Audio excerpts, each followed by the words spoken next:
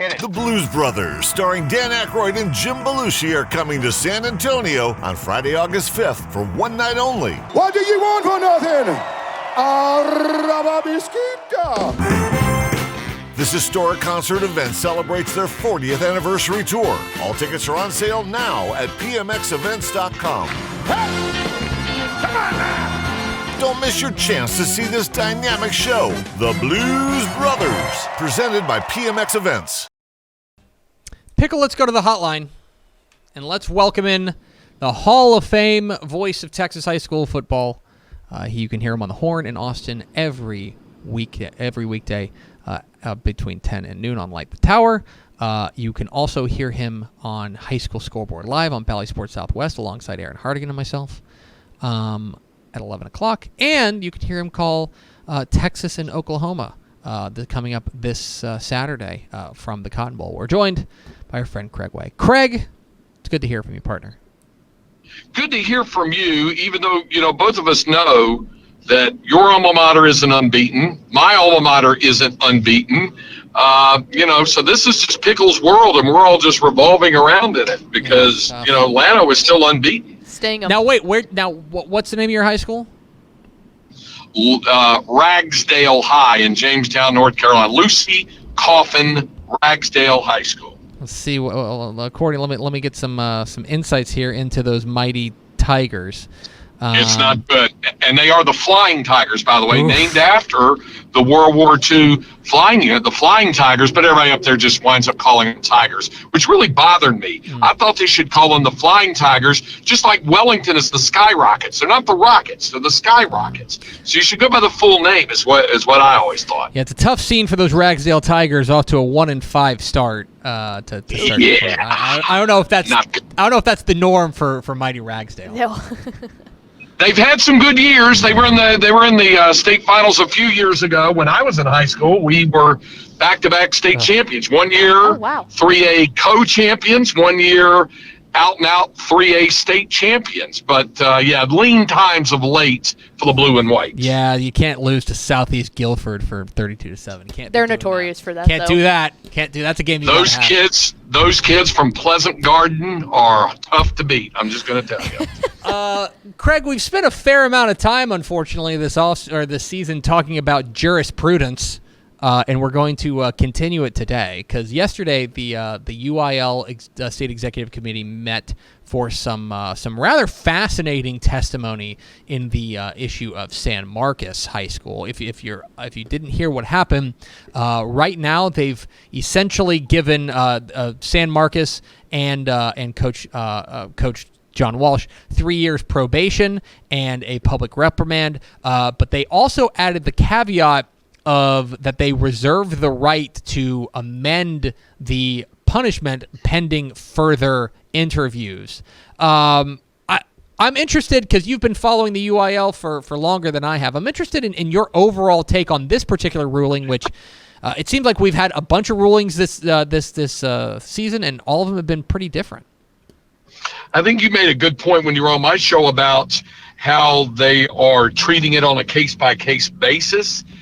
This is clearly different than the Richland Springs situation or even Tom Bean, where there are allegations of recruiting. In the case of Richland Springs, obviously there were phone records as a smoking gun. This was a lot of conversation and accusations, and like you said, some pretty heated testimony at the State Executive Committee meeting about what was really said and what wasn't, and what was really put in practice and what wasn't. And I think the UIL kind of had to do what they did. Now, I did think that the actual decision was unique and fascinating in that they said, for now, you're on probation with no sanctions, but we reserve the right to go back in and revisit it because they want to have some more testimony from student athletes, including tomorrow. They're meeting again tomorrow. So the fact that they're saying it's probation right now,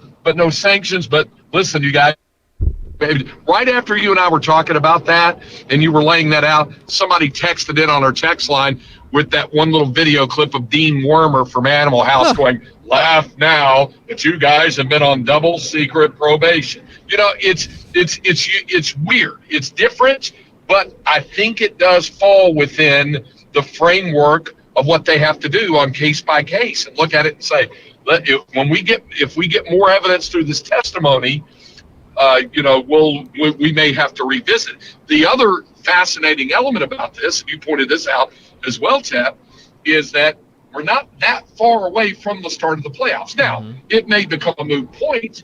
San Marcos may end up not even qualifying as one of the top 4 teams there in 27-6A. It may not even work out that way. But if it does, then obviously the UIL is stepping in at that point to bar them from the postseason. So that's why this thing is still going to be interesting to follow in the ensuing weeks.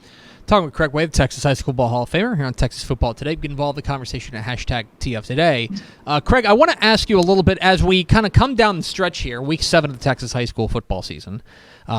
All eyes, I think, are going to be on a couple of district races that may shape what the 6A bracket is concerned. And I want to focus on your neck of the woods down there in Austin, specifically how things could shake up in Division II, because I think that Austin has long dominated Region 4 of the 6A bracket. There are some San Antonio teams that I think are interesting, but I'm not sure. History would suggest that Austin is going to be there. I look at this Region 4 potentially of 6A Division II with 2 teams in particular in Dripping Springs and Austin Vandegrift.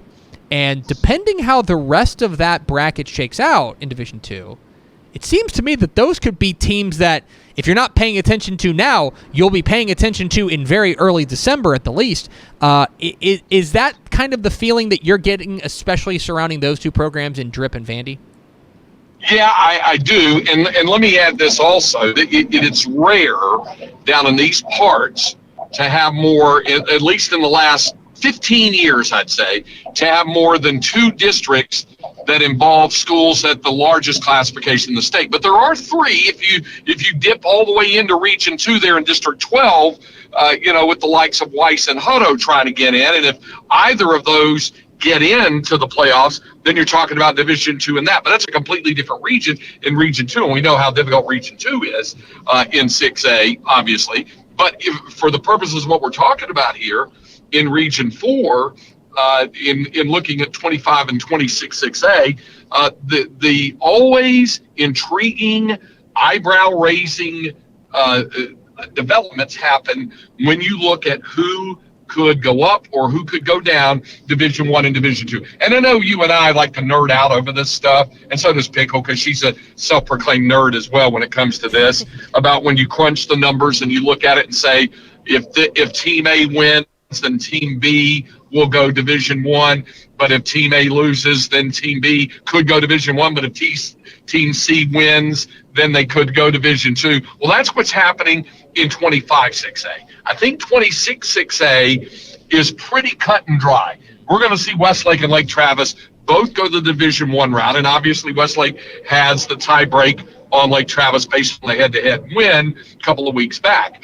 And then I think that we'll probably, obviously, I think we're going to see Dripping Springs get in. They would definitely be Division 2.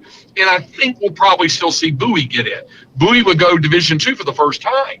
And so you would have that, and then you see where it goes from there with those teams in there. And then they're matching up with 25-6A. So here's the question. What happens in 25-6A? Well, in 25, we know Round Rock is definitely Division 1. They have the largest enrollment. We also know that assuming Manor recovers from the thumping they took from Vandegrift last week and turns things around, and I think they probably will, and get into the playoffs, they will definitely be in the Division 2 bracket.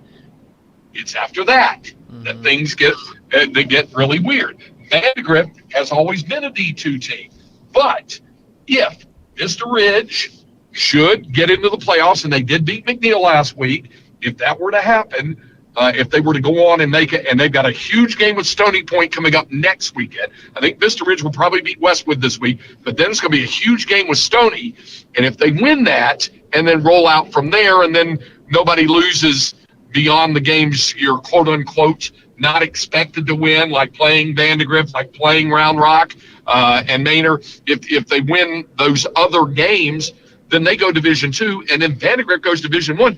You're talking about the winner of the Vandegrift Round Rock game matching up with Lake Travis, and the loser of the Vandegrift Round Rock game matching up with Westlake. How's that for sweepstakes? Yeah, tough scenes down there in 25 and 26, especially 25 6A, especially when you go to the Division I bracket.